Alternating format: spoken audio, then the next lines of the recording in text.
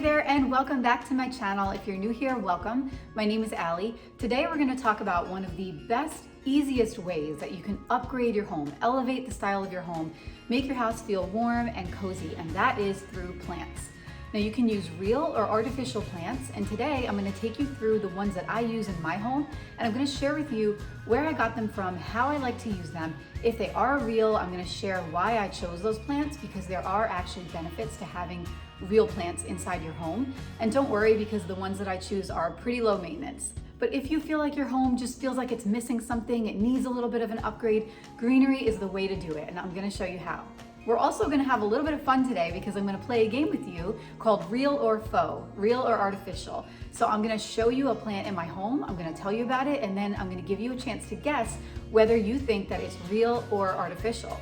And some of them might be obvious, but some of them might surprise you because there are some really good quality artificial plants that you can find to really tie your space together and make it feel like a cozy home. Stay tuned also for later in the video where I'm going to share with you one of my favorite delicious recipes for this time of year, and that is fried squash blossoms. These are the blossoms that are on the edges of the zucchini or squash plants that you might be growing. We have them on our tower garden. I make these every year. They are an Italian delicacy. They're super easy to make, but they look beautiful. They're a really big crowd pleaser. So if you're having some friends over for dinner, or you just want to enjoy them for yourself or serve them for your family, they're a really delicious snack that's easy to make. I had a commenter on my last video mention that she really liked the recipe, so I'm going to do my best to tie a recipe into every video that I share. If you like videos like this, don't forget to hit that subscribe button. That'll ensure that you get a notification every time I post a new video. And leave me a comment, let me know what you like, and definitely for this video, let me know how many you got right, whether you guessed right for real or artificial. So without further ado, let's get into the video.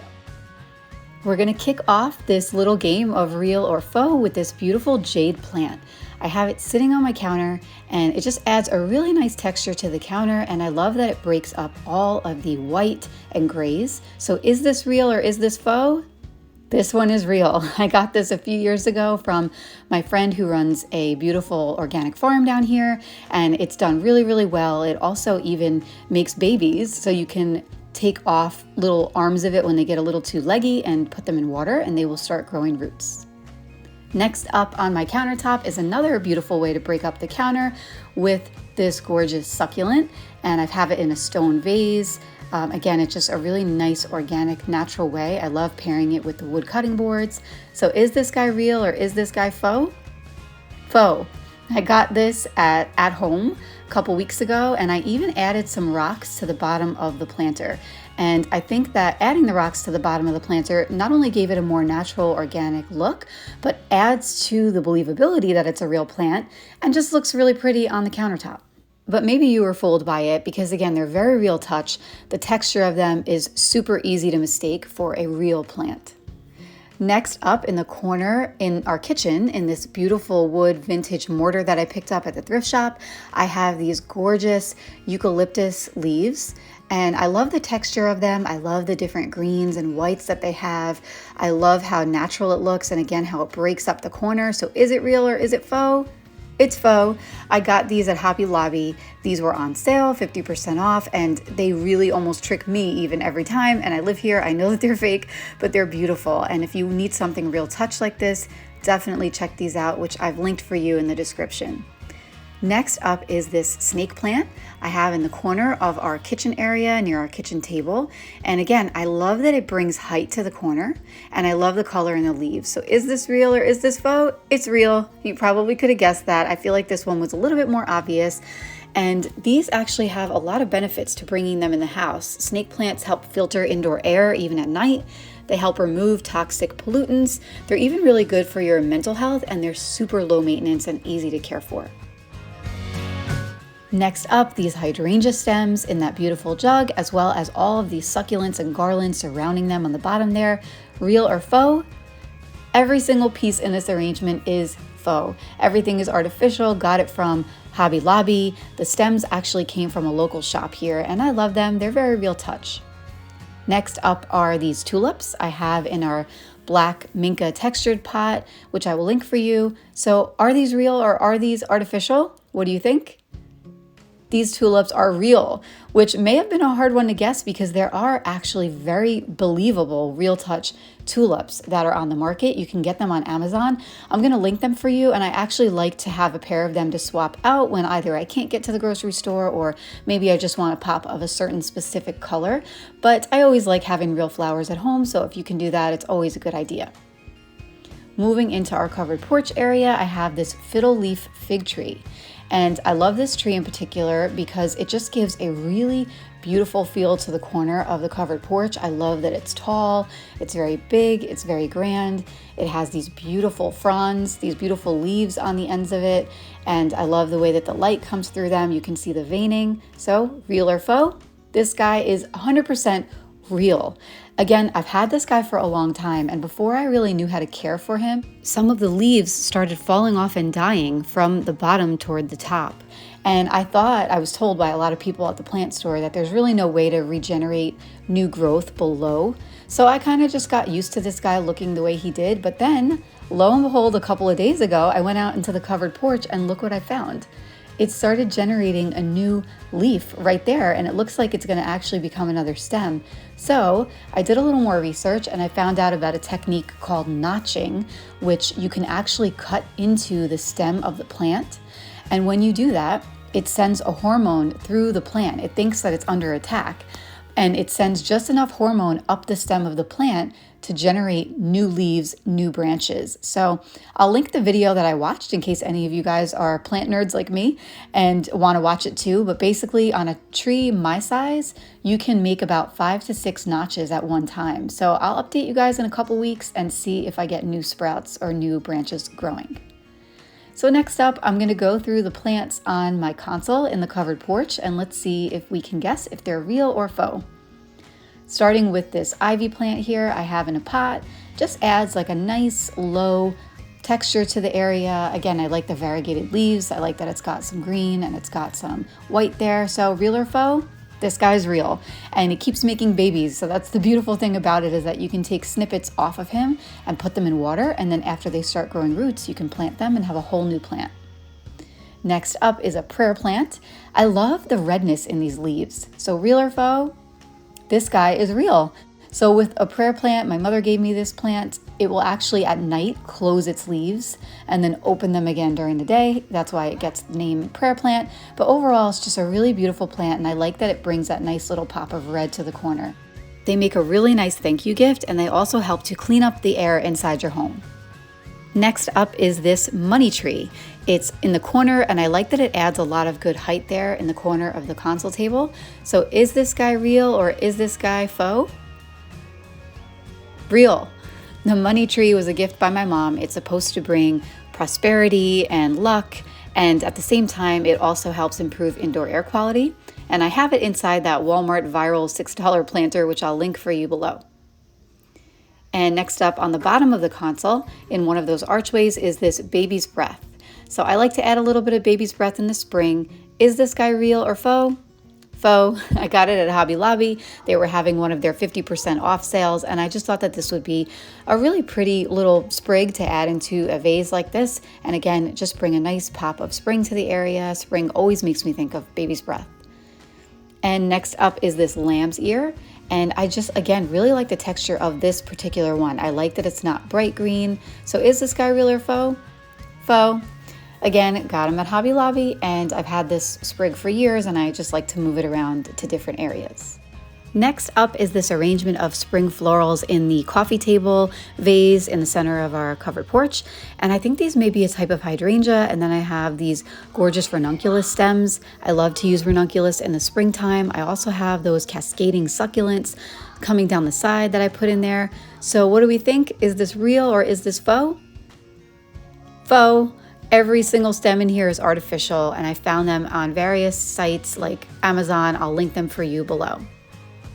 So taking a little break, we're coming out to check on my tower garden, and I'm going to collect some squash flowers, which I'm going to make into a delicious spring recipe for you.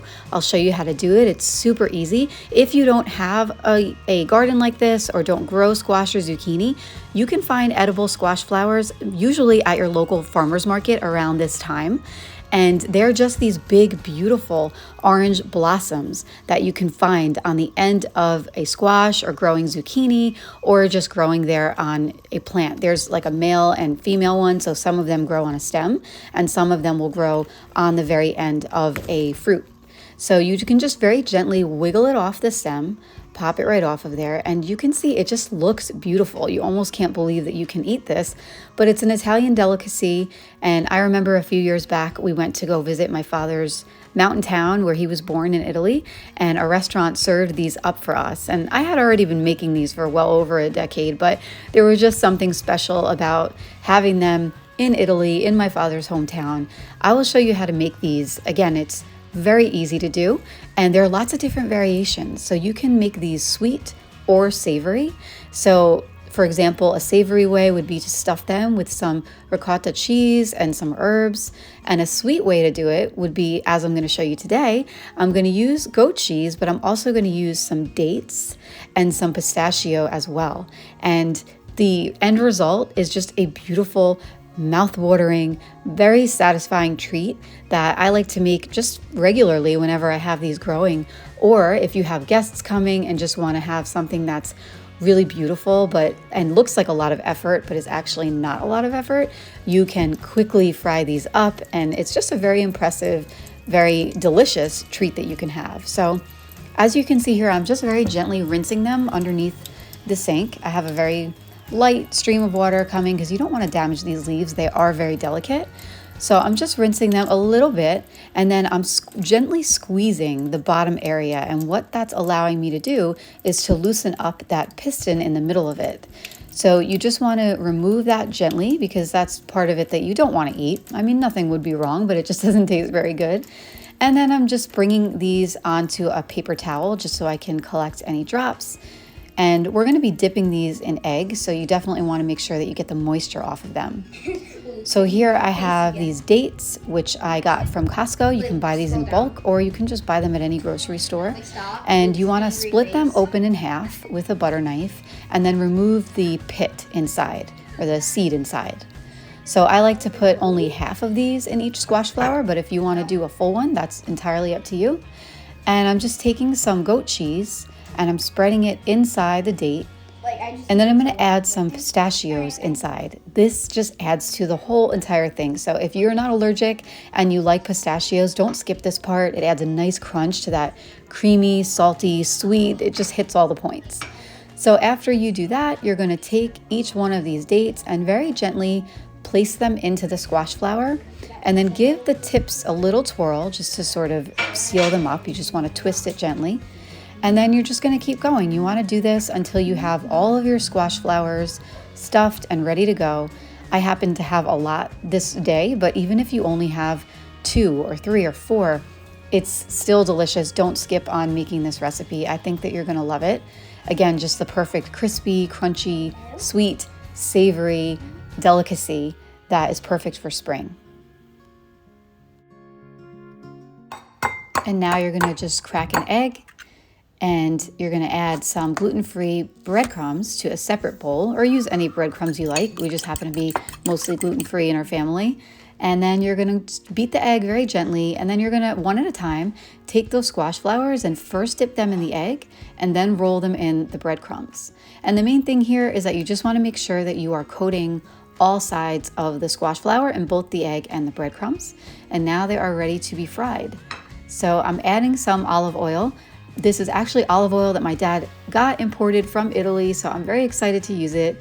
Even though I don't typically like to use olive oil for frying, I feel like in this case, that's what we have to do. So I'm gonna just fry these guys up. They cook very fast, so only about 2 minutes per side over medium heat. And once they get that golden brown color like you see here, then you know it's time to flip them, and then just a minute or 2 on the other side and they're ready to go. I like to place them on a paper towel just to catch any excess oil. And look at how delicious these look. Cut into them, you can already see the goat cheese come out of it, and you can see the date inside and the pistachios. Again, they are absolutely delicious. My kids love these, my husband loves these. You can eat them with a fork, or you can just do what I did and resort to just eating them with your hands. You will not be disappointed. So if you do one spring recipe this season, even if you don't like to cook, make it this one. So next up, we're moving into our guest room, and I'm showing you these air plants that I have in this set of 3 vases. And I just like these because they add a nice little texture and pop of color in the corner. So looking at these, are they real or are they faux? They are real. I got these at our local plant store. You can even order these on Amazon. I like ordering them on Amazon sometimes because they just give you a huge variety and they all look really cool. So these are super low maintenance. You just take these out and you can see on the bottom, it doesn't even have roots. One of the benefits is that these guys don't even have any dirt, so there's no mess. You just want to take these and put them in a bowl of water once a week or even once every 2 weeks. That's honestly what usually winds up happening here, and mine still look great. And then next up, I have this gorgeous begonia plant. I have it in the corner of our guest room on this shelf. It's called an angel wing begonia because you can see that the wings together almost look like the wings of an angel, and I love the different colors. I love that this one is spotted, and I just think it looks really pretty up in the corner. And is this guy real or is this guy faux? Real.